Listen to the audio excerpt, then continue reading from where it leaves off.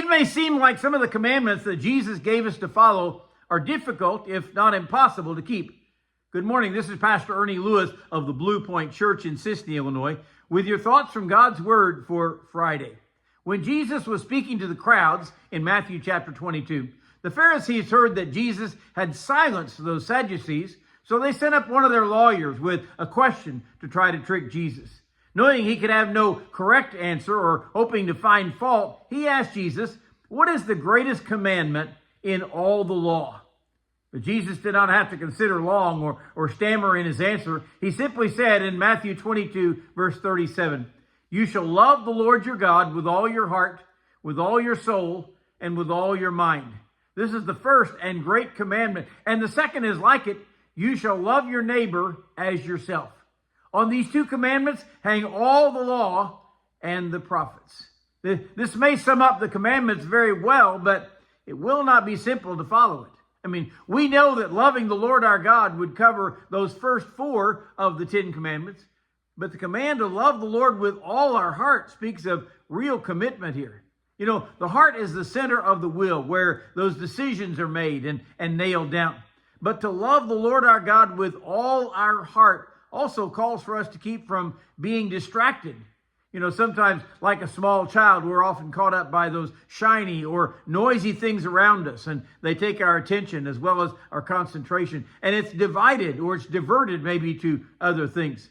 And when we're called to love the Lord with all our soul, he's referring to that spiritual being within. You see, this is the place, our focus on eternity and eternal things. So we can practice loving God with all our soul that will lead us right into the very gates of heaven. And finally, we're called to love the Lord with all our mind, which again takes real focus, right? I know many people pride themselves with the ability to multitask, but when our attention is divided and we seek to follow two directions in life, it gets us into all kinds of trouble. Jesus warned us, no man can serve two masters. You cannot love God and mammon.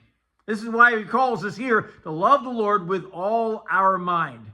By the way, the original reference to this type of command is in Deuteronomy chapter 5, or chapter 6 and verse 5, where Moses calls for us to love the Lord with all our strength. And by the way, when Luke and Mark record this law from Christ, they also use the words mind and strength. This simply means it will take some concentration and some hard work. Many think that love comes naturally, like in a marriage, but if they don't put in the effort, that love may soon wane. So Jesus says this is the greatest commandment. Love the Lord with all your heart, and all your soul, and all your might. You know, Dr. Vadi Bakum is quoted as saying, not one of us has done this serious command for a whole day in our lives. Too many other things are allowed to get in the way. So, if this is one of those commandments that we're derelict in keeping, we need greater focus. Jesus pointed out that these two commandments, on them hang all the law and the prophets. So let's try to keep these especially. Let's strive to love the Lord with our all today. And of course, seek to love our neighbor as we love ourselves.